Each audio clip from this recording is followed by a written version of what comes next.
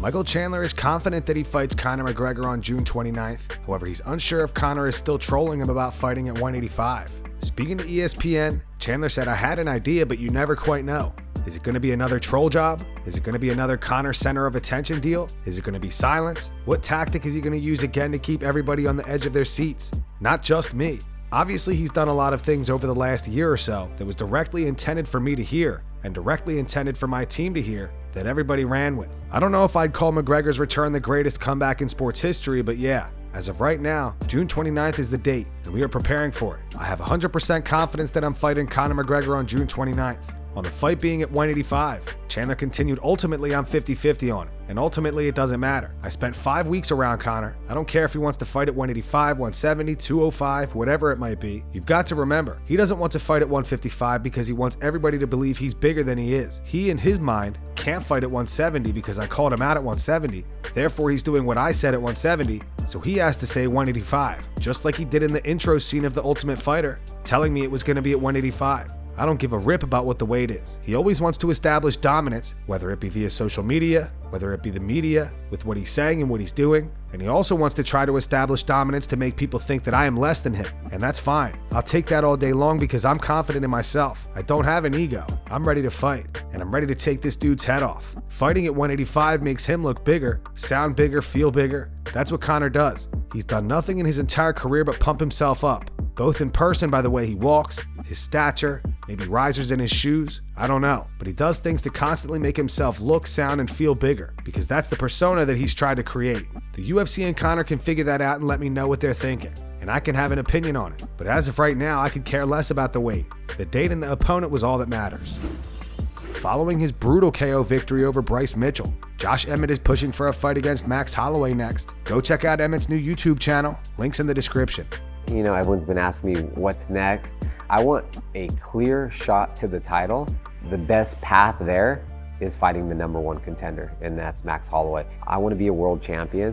You know, he's arguably one of the greatest featherweight champions of all times too. So I think about, you know, Volkanovski, Max Holloway, and Jose Aldo, legends of the sport.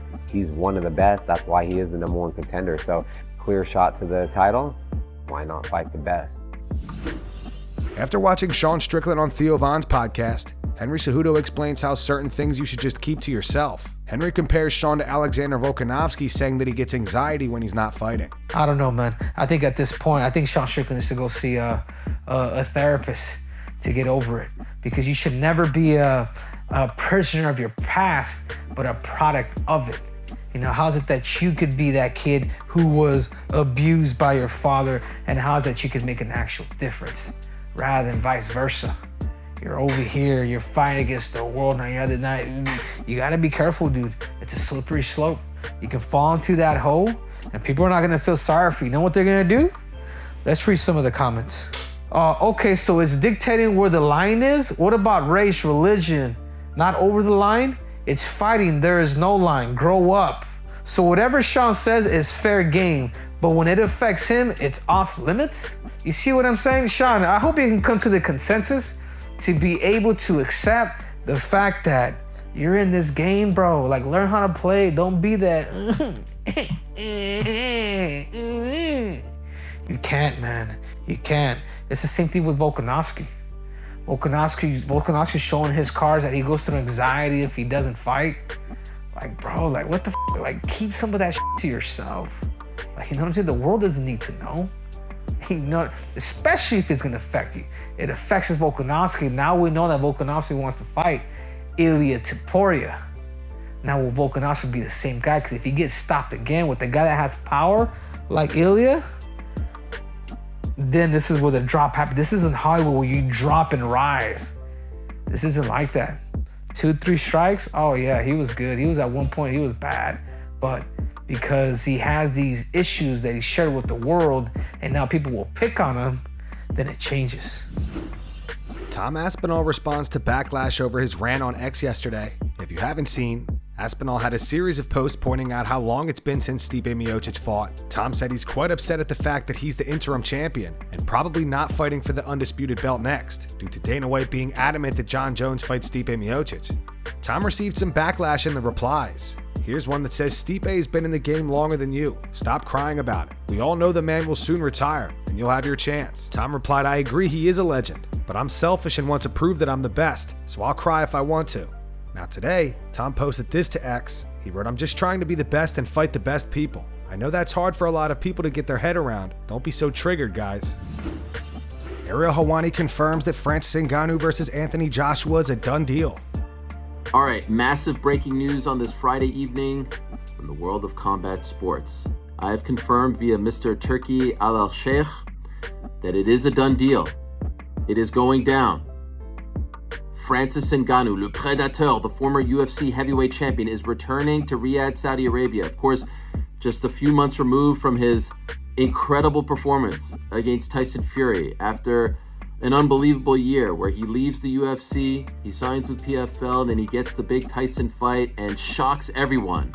He is returning to action in a boxing match later on this year to go up against the former heavyweight champion, the man who had an incredible 2023 in his own right, the man who just won at Day of Reckoning on December 23rd in Riyadh, the one and only AJ Anthony Joshua. It is a done deal on both ends.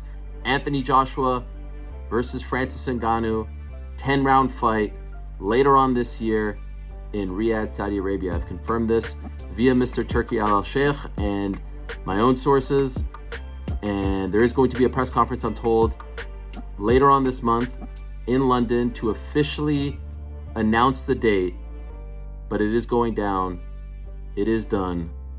Francis versus AJ. The Francis boxing journey continues, and now he goes up against the former heavyweight champion, Anthony Joshua, who just beat Otto Wallin. Tremendous stuff. More to come. Stay tuned. Francis posted this to X. He wrote, making big moves in the new year. 2024 is going to be fire.